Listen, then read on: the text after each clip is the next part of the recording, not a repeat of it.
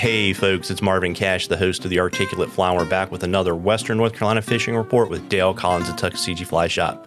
How you doing, Dale?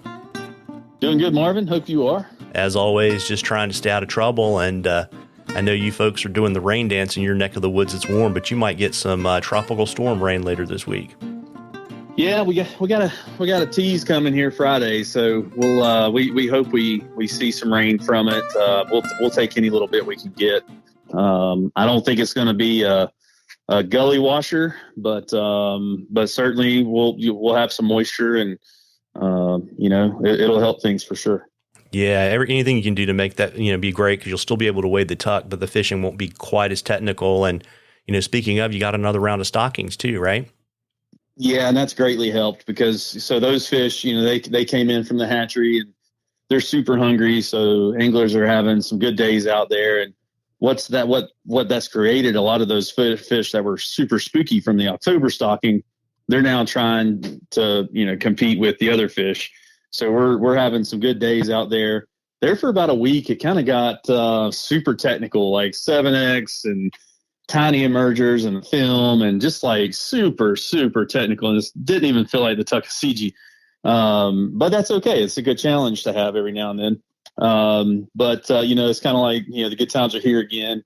And, it'll start to get a little more technical the further we get away from that stocking date, depending on how much rain we get. Yeah. So right now, I guess DH, you can get away with junk food, but if you got to go fish up in the park, what should you expect?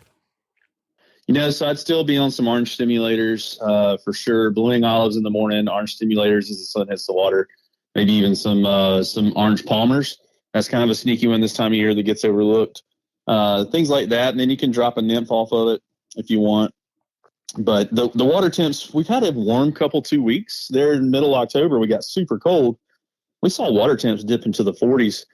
There in Cataloochee and in that neighborhood. So, but we've seen an increase here with overnight lows in the 50s and mid to low 60s. So we've seen a warming trend.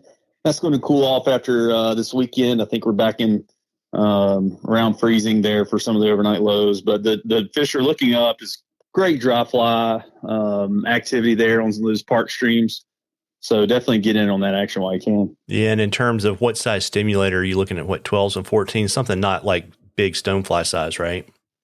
Yeah, you don't need to go giant. Certainly 12 is where I would probably start and then work my way down from there depending on what the fish are doing.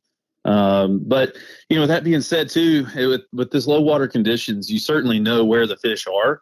It's going to be hard for them to, be pulled up and these 1 inch deep runs. It's almost a trickle in some spots, but there's still plenty of flow. It's not stress on the fish or anything like that. And the water temps, are helping, but focus on your the deeper runs with a head of pool, mid pool, and a tail out. But that tail out, I wouldn't spend too much time in right now. Got it. And we got a question for you from Tom, and fall brook trout are fish that spawn in the fall, and he wanted to know, should you avoid fishing for brook trout right now? Yeah, it's sort of hit or miss. There's a lot of opinions out there on the brook trout side of things, depending on the type of stream bed that you're going to find these guys in. It could be just all bedrock, and you're not going to see traditional reds like you might in a gravel bed stream, so to speak. So I think, use your judgment. If you see a red sitting there, piled up rocks and in a circular formation and fish sitting in the middle of it, yeah, leave it alone.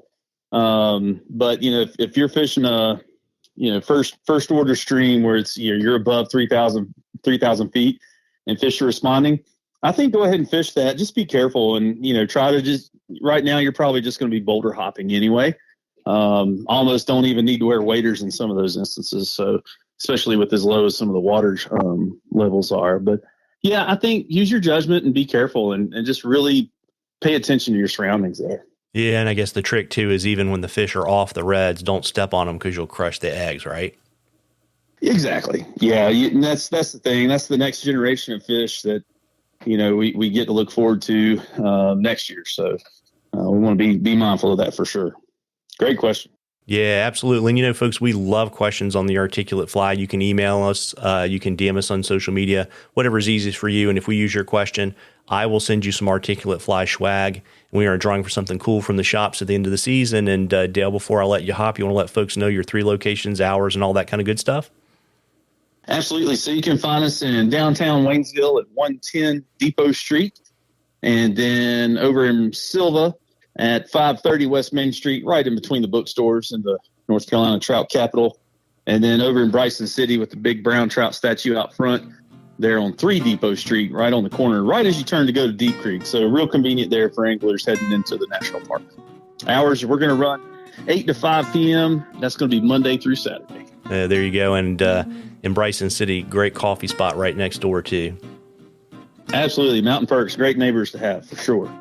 And, folks, fall is my favorite time of the year to be out on the water. You owe it to yourself to get out there and catch a few. Tight lines, everybody. Tight lines, Dale. You too, Marvin.